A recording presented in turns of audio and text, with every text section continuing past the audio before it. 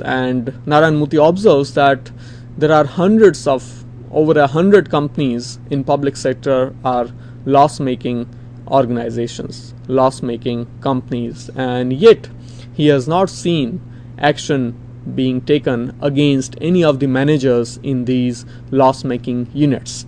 Now, when certain organization is a public sector organization, it is answerable to public, it is answerable to the representatives of public, and yet even when the unit is loss making, even when the unit is in loss, nobody is there to question them. That is the problem. So these are the two examples by which it is proved that our behavior is not really accountable. The third thing is that when he discussed about community and community values and respect for public good, it also showed a kind of lack of will, lack of implementation, because just like here we have two examples, even when Murthy discusses respect for public good, he justifies with three examples.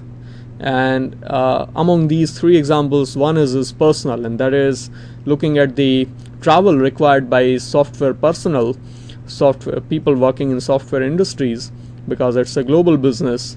He had suggested to the government of India to issue a 240-page passport, 240-page passport as against the routine 20 or 40 pages, whatever we have in a passport, so that a lot of work is saved, a lot of time of these the people who are working in passport offices is also saved. So it is not only beneficial to the people who travel, but it also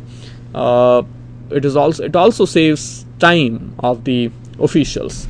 However, when this was spoken, it was in 2002, and then he said that for 5 years he has not heard from the officials or from the government, which of course means that his suggestion is not implemented. Although it is in the interest of the public, it is in the interest of government, it is in the interest of the people who travel. So this is his personal example, and this shows how we do not really value implementation. The other two examples are also important. One surprising example is of Bangalore. For almost for a long time back, Bangalore was suffering from power shortage. That is, Bangalore had some power cuts. It did not have sufficient power to keep the pace with the development that was taking place, and an expert had suggested that Bangalore must have its own power plants, and after so many years we still do not have power plants in Bangalore. I mean, not as many as are required. And Bangalore, if you look at 2012 news items, you will see that there is still some power shortage in Bangalore. So these are the examples. And when you look at the third example, it is about the problem of irrigation in India. Narayana Murthy quotes Dr. K.L. Rao, who is an irrigation expert, and his suggestion almost 30, that is now 40 years back, that Kaveri and Ganges should be interlinked, and thereby we can actually meet the requirement, the irrigation requirement in the country. But for almost 30-40 years we have not acted on this suggestion. So that's what is shown. Dignity of labor is the third point, and another attribute that is well practiced in the West. In West, labor is valued no matter what you do. If you are an honest laborer, if you are an honest worker, you are valued, your labor is respected. But in India, surprisingly, there is a kind of attitude which could be called pseudo-intellectualism. We want to do work which is only intellectual and supposedly what we call white-collar jobs. So this is not real intellectualism, so to say. It is rather a kind of artificial belief. It is a make-believe world of what we think of ourselves. And honest and responsible contribution in society is not something which is valued just because it is not supposedly intellectual. And Narayana Murthy, with his vast experience, knows people who are fresh from college, obviously students, who want to do only the work which is pseudo-intellectual, which is not relevant, but which is supposedly intellectual. So over relevance, we value pseudo-intellectualism, and that is the problem. So the conclusion is that we need to develop a mindset to respect honest work, whatever it is. Narayana believes that for organizational success, from CEO to a person who serves tea, all must contribute honest labor, and only then an organization can succeed, and only then a country or a civilization can succeed. So that's the only way out. Interestingly, contributor personality development is also a subject that you will learn in the next semester, and there you will talk about how to develop, or what really contribution is, honest contribution that Murthy is talking about. So after dignity of labor and the other two traits that we looked at, here are the vocabulary items. Just look at them and try to recall, if you remember, their meanings. Also try to construct sentences that use these vocabulary items. And let's do a check. Is an attribute to take responsibility for what you do. What is the word? This could also be a one-word substitute. What is the word that describes an attribute to take responsibility for what you do? And the word is accountability. Dignity of labor is an important part of Indian value system or Western value system. It is of Western value system. So dignity of labor is something which is an integral part of Western value system. So the answer would be Western. Now let's go on to longer answers. What must we do to progress? What must we do to progress? And the answer could be that we must learn from the societies that have done better than us. The second is a comprehension question, really a comprehension question, because it asks you to guess and decipher the meaning of a certain word, which is a general word. What does there in the sentence, there you are held responsible, on page number 94, line number 24, mean? What does there mean there in the sentence? And as you can guess, there means the Western countries. Here in India and there in Western countries. What is the problem with India's mindset for valuing labor? Like we discussed, the problem with India's mindset is that we value only supposedly pseudo-intellectual work. Work which is not relevant, work which is not even really intellectual, but only which is supposedly intellectual. So that's the problem with India's mindset. So we have looked at almost four of them, 4 values, and 3 more to go. Here is an exercise from whatever we have covered so far, but this is something you can do at home. You can underline connectors in the passages. Connectors we learned in the previous session. All those connectors, you can underline them. You can also study their use, and that's what will be useful. Why is important in the quotation marks? Once again on page number 94 and line number 24. You can see why important is in quotation marks, in single quotations, because it's not the usual meaning that Murthy intends. It is what Murthy intends is the kind of acquired importance that people have, like the importance that you have because of your position or because of your designation. And you can also use these words for in your own sentences. You can think of a synonym for the word instance. So these are the exercises you can do on your own. The next value attribute that Murthy discusses is professionalism. Now often we do not understand this word correctly, in a correct manner, and we associate professionalism with commercialism. It's not commercialism. Professionalism means being committed. Professionalism means being committed. In one of his speeches, he even discusses what is value system, and there he says that value system is a kind of protocol. So similarly, professionalism also is a kind of commitment. So professionalism, once again, there is a comparison. In India, we have personal relations reigning supreme, and so we have all the kinds of non-professional activities because we value personal relations. While in the West, we have professionalism.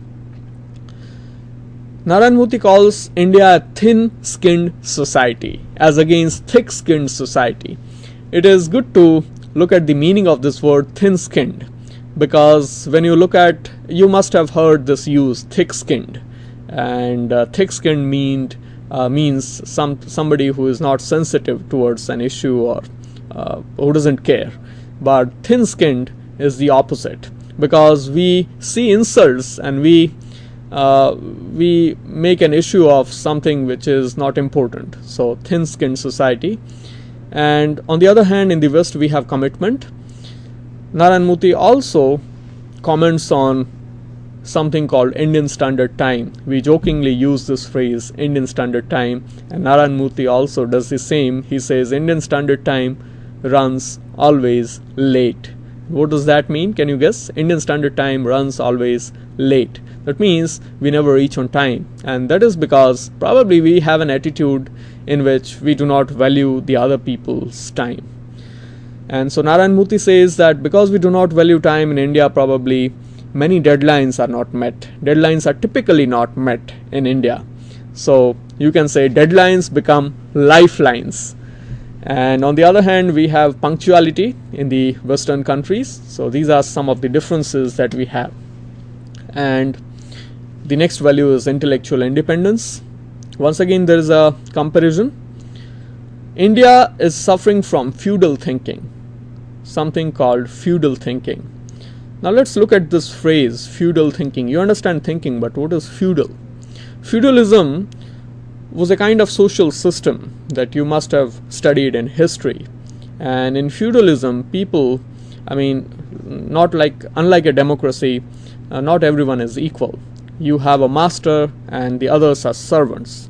So India still probably holds that feudal system in thinking, at least, because in society probably feudalism is already out, but in our thinking probably we retain this feudal quality. While in the West, independence is taught right from the childhood. So independence is taught by parents. So the children grow up to be confident adults thinking for themselves. While in India, Narayana Murthy says that he has observed people who are very intelligent, but they still prefer to be told by their bosses, by their superiors, what to do. And this is apparently, you can connect this to lack of responsibility. If you can really decide for yourself, there is no need to wait to be told. But this is lack of responsibility once again. So the conclusion that Narayana Murthy has given is we need to overcome this dependence for global success. If we need to succeed globally, we need to overcome this emotional or intellectual dependence. And finally, the last value that we have in the unit today is honoring contracts. This is also associated with the value of time and how we value time, how we are not really committed towards punctuality. So in India, we have once again a contradictory behavior, while in the West, contractual obligations are supreme. They are valued. Also look at this phrase, contractual obligation. If you look at the glossary, you have two different words, contractual and obligation. But when they are together, it means an obligation to honor the contract, an obligation to complete the contract, an obligation to follow the commitment. So our behavior is contradictory because we value contracts, but we really do not complete them. We do not fulfill the contracts. And one example that Narayana Murthy has given is of students. Narayana Murthy says that he had recommended several students to study in American universities on fellowships, and they were or scholarships, and they were required to come back and join the company or probably work for India, but most students did not do it, and contractually they were obliged to come back, but they did not do it. So that's the problem, probably. So that's our contradiction in behavior. And Narayana Murthy ends with, we need to value time is the conclusion, but he ends the discussion by quoting by quoting on two important things. One is by the former US President Dwight Eisenhower, and Eisenhower's quotation is that a people that values its privileges above its principles soon loses both. A people that values privileges over principles soon loses both. That is, as a people, as a society, you lose your privileges which you valued, and you also lose the principles, and so you are nowhere. You are nowhere. So you simply are the loser because you don't have anything. So that is Eisenhower's quote, and that shows how principles should be valued over privileges, because if you have principles, privileges would follow. And the second quotation is from the Bible, where Narayana Murthy says that we must work towards making India a place where we would do unto others what we want them to do unto us. This is a famous quote from the Bible, and Narayana Murthy says that if we honor these values, which are universal values, these are followed in Western countries, but these are universal values. And Narayana Murthy even said that probably some of us would say that these are ancient Indian values, but they are ancient Indian values and not really the present values. And therefore we must live in present and look at these values which are practiced in Western countries better. Look at the vocabulary. These are the vocabulary items from the entire unit. These are the verbs. Then there are certain nouns, adjectives. I have given you a slash wherever there are confusing words, for example, wow and wow, former and formal. And let's check. Can you explain what Indian Standard Time always runs late mean?